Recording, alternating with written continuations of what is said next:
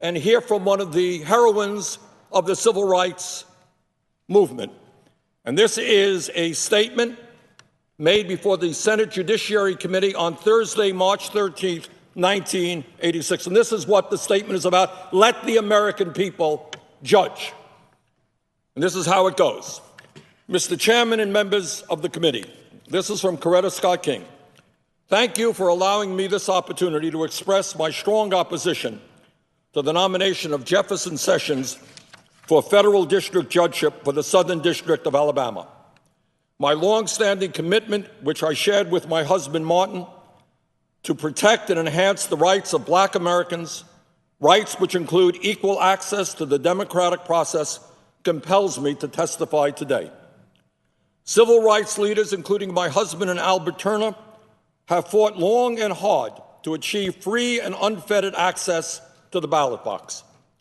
Mr. Sessions has used the awesome power of his office to chill the free exercise of the vote by Black citizens in the district he now seeks to serve as a federal judge. This simply cannot be allowed to happen. Mr. Sessions' conduct as U.S. Attorney, from his politically motivated voting fraud prosecutions to his indifference toward criminal violations of civil rights laws, indicates that he lacks the temperament, fairness, and judgment to be a federal judge.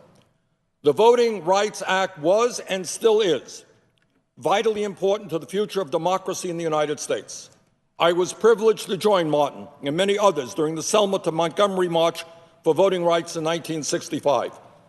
Martin was particularly impressed by the determination to get the franchise of blacks in Selma and neighboring Perry County. As he wrote, quote, "Certainly no community in the history of the Negro struggle has responded with the enthusiasm of Selma and her neighboring town of Marion, where Birmingham depended largely upon students and unemployed adults to participate in nonviolent protest of the denial of the franchise. Selma has involved fully 10% of the Negro population in active demonstrations, and at least half the Negro population of Marion was arrested on one day," end of quote. Martin was referring, of course, to a group that included the defendants recently prosecuted for assisting elderly and illiterate blacks to exercise that franchise. In fact, Martin anticipated from the depth of their commitment 20 years ago that a united political organization would remain in Perry County long after the other marchers had left. This organization, the Perry County Civic League, started by Mr. Turner, Mr. Hogue, and others, as Martin predicted, continued, quote, "to direct the drive for votes and other rights," end of quote. In the years since the Voting Rights Act was passed, Black Americans in Marion, Selma, and elsewhere have made important strides in their struggle to participate actively in the electoral process. The number of blacks registered to vote in key southern states has doubled since 1965. This would not have been possible without the Voting Rights Act. However, blacks still fall far short of having equal participation in the electoral process. Particularly in the South, efforts continue to be made to deny blacks access to the polls, even where blacks constitute the majority of the voters. It has been a long uphill struggle to keep alive the vital legislation that protects the most fundamental right to vote. A person who has exhibited so much hostility to the enforcement of those laws and thus to the exercise of those rights by black people should not be elevated to the federal bench. The irony of Mr. Sessions' nomination is that, if confirmed, he will be given life tenure for doing with a federal prosecution what the local sheriffs accomplished 20 years ago with clubs and cattle prods. 20 years ago, when we marched from Selma to Montgomery, the fear of voting was real, as the broken bones and bloody heads in Selma and Marion bore witness.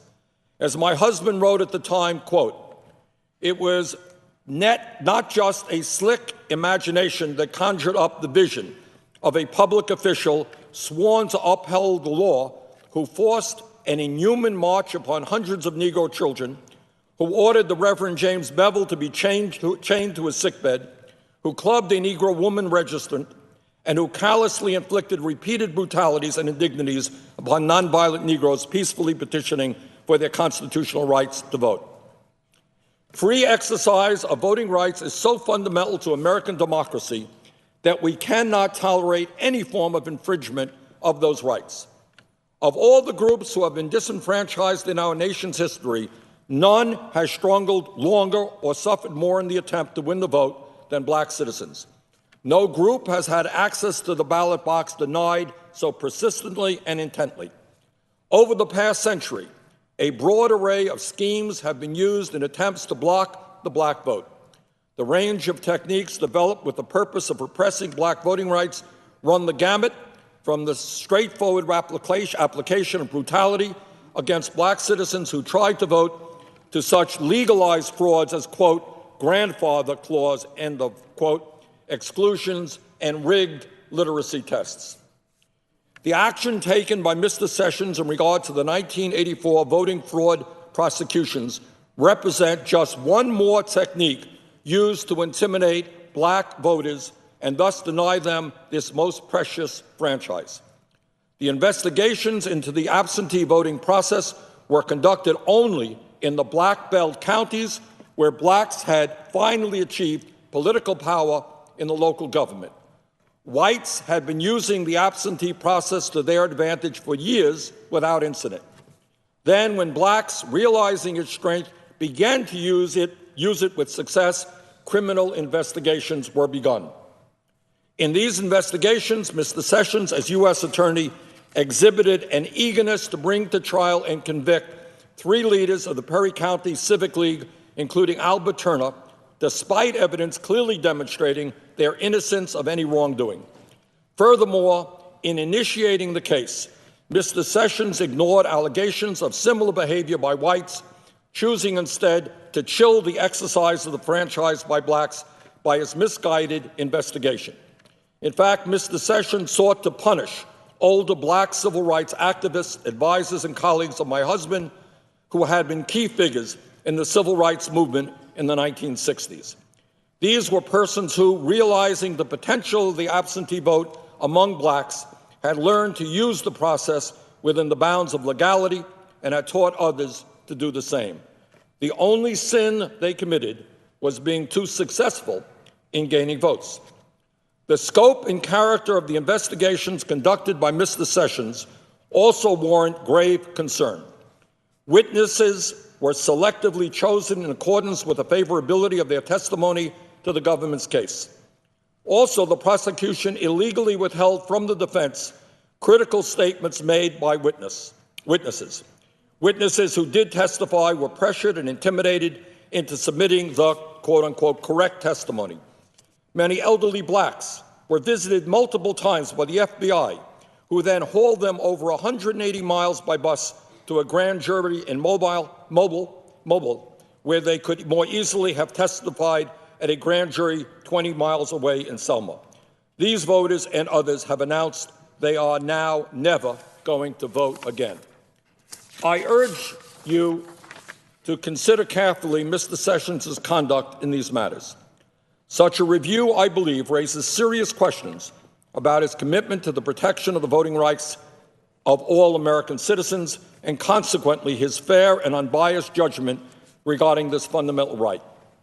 When the circumstances and facts surrounding the indictments of Al Turner, his wife Evelyn, and Spencer Hogue are analyzed, it becomes clear that the motivation was political and the result frightening, the wide-scale chill of the exercise of the ballot for blacks who suffered so much to receive that right in the first place.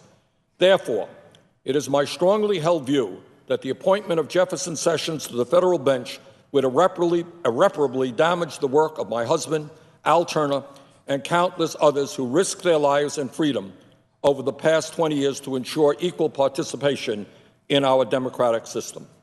The exercise of the franchise is an essential means by which our citizens ensure that those who are governing will be responsible. My husband called it the #1 civil right. The denial of access to the ballot box ultimately results in the denial of other fundamental rights.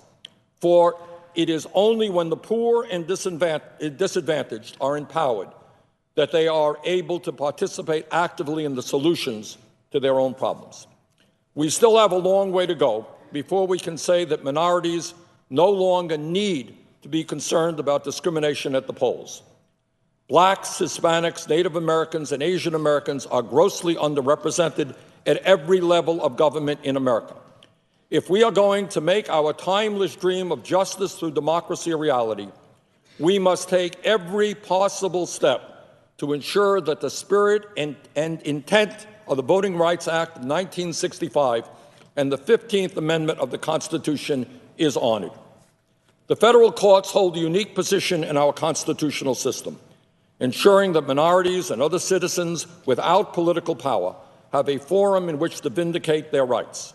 Because of this unique role, it is essential that the people selected to be federal judges respect the basic tenets of our legal system, respect for individual rights, and a commitment to equal justice for all. The integrity of the courts, and thus the rights they protect, can only be maintained if citizens feel confident that those selected as federal judges will be able to judge with fairness others holding differing views. I do not believe Jefferson Sessions possesses the requisite requirement, competence, and sensitivity to the rights guaranteed by the federal civil rights laws to qualify for appointment to the federal district court.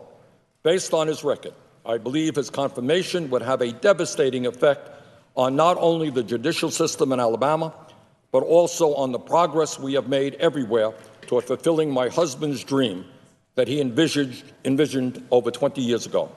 I therefore urge the Senate Judiciary Committee to deny his confirmation. I thank you for allowing me to share my views.